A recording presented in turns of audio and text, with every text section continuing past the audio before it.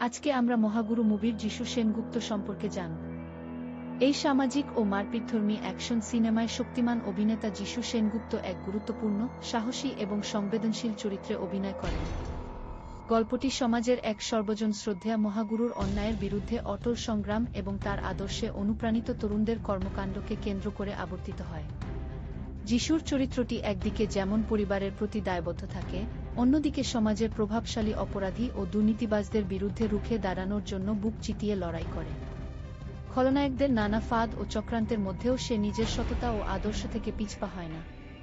প্রধান চরিত্রের পাশে থেকে কিভাবে সে অন্যায়কে রুখে দিতে নিজের সর্বস্ব বাজি রাখে, তা যিশু সেনগুপ্তের ক্ষুরধার অভিনয় ও চমৎকার উপস্থিতির মাধ্যমে অত্যন্ত বাস্তবসম্মতভাবে এই গল্পে ফুটিয়ে তোলা হয়েছে।